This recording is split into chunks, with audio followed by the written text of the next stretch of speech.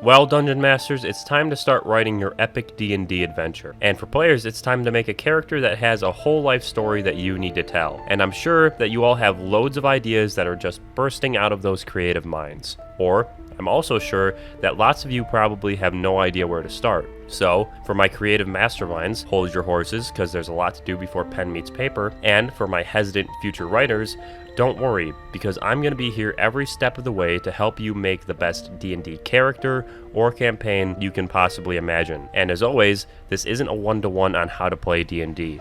Please, dear Lord, just read the books. This is here to help you become a better writer and D&D player, not to teach you how to play D&D.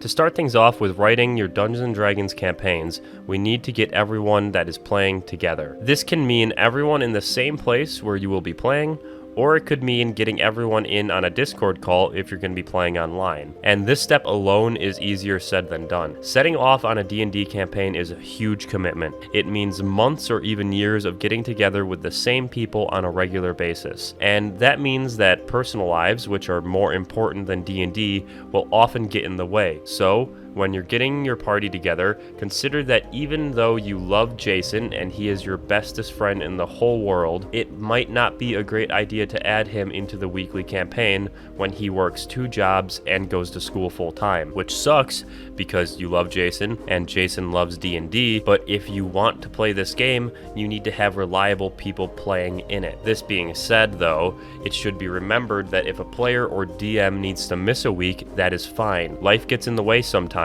and your friends shouldn't be punished for it. Reliability doesn't mean perfection, it just means a certain respect for not only the game, but also the people at the table. And the best way to ensure reliability in your players is by having a session 0.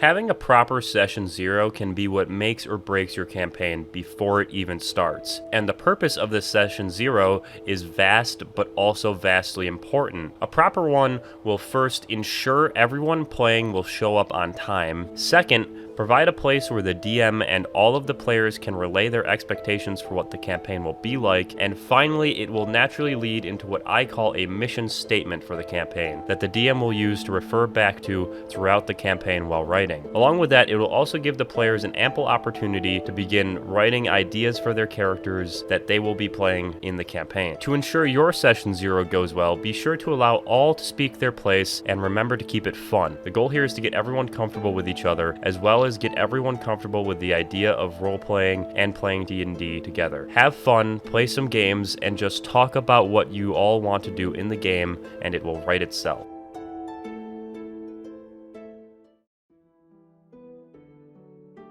Like I said before, communicating expectations for the campaign will not only ensure enjoyment as a player, but will also give the DM plenty of reference to write off of. So, be sure to come prepared to session 0 with a list of what you would like to see, what you would rather not see, and why you want to play D&D. And when it's your turn to read it out or just hand it into the DM, whatever you're comfortable with, I assure you that it would be the best way to make sure your thoughts and opinions get taken into consideration. And that is because the Dungeon Masters, cough cough, should take note of everything that the players say here and incorporate it into their campaigns. And practically, this means that Steve, who likes problem solving, combat, and being a hero, and also who wants to play D&D to tell a story about a hero becoming a leader, along with Jessica, who likes role-playing, social encounters, and puzzle solving, and plays D&D as an acting exercise, both get what they want. And for what they don't want, this being too much combat for Jessica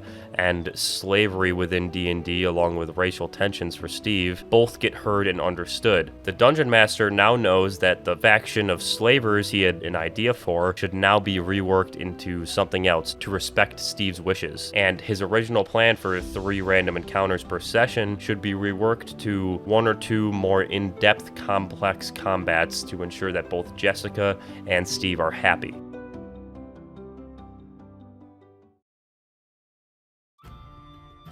After sharing expectations for the campaign, a mission statement should be simple. The Dungeon Master should bring a general idea for the setting and tone of the campaign. If the DM really wants to run a post-apocalyptic desert survival, they should be allowed to do so. Giving the players the setting and tone should immediately give them some inspiration towards the game and what it would look like. And as a player, you should take the setting and the tone the DM has decided on and begin coming up with things that you would find fun to do in the world. For example, Peter thinks that the survival aspect should be at the forefront. He would really like to play a scavenger who lives off the land and thinks hunting and gathering should be a well-used mechanic. And Steve thinks that traversal across the desert would be really interesting to solve and wants to see a bunch of different ways to move around used. But Jessica is timid about the setting and double checks that there will be lots of diverse and interesting groups in the area to talk to and learn about. After discussing what they think about the setting, all of the players also address a concern that they share about the campaign. They feel that it doesn't have much of a story and feels too sandbox for them. So the DM really needs to take all of that information and be sure to highlight what the players want in the campaign and also address their concerns in the mission statement. The Last Heroes, a campaign that takes place in a desert wasteland ravaged by a magical cataclysmic event. Thousands of years later now, the magic of the old world has settled, and trade between the many small towns in the desert has started up again. Due to the danger of the roads throughout the desert, only the strongest and most powerful adventurers move goods between towns in an assortment of ways to avoid the harsh conditions.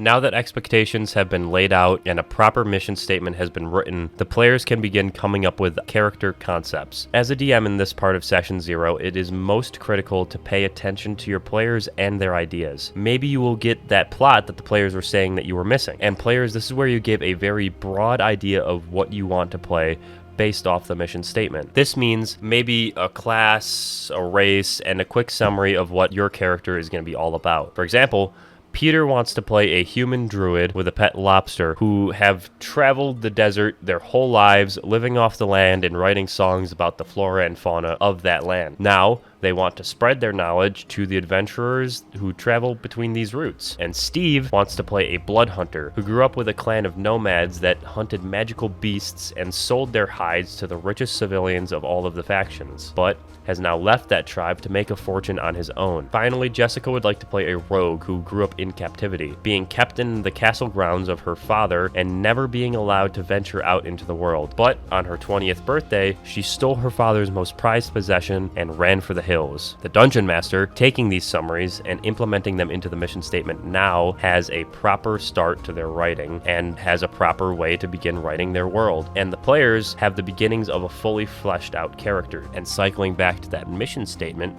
the Dungeon Master perhaps can take Jessica's backstory, and her father's most prized possession could be the beginning of the plot that the players were missing in the beginning.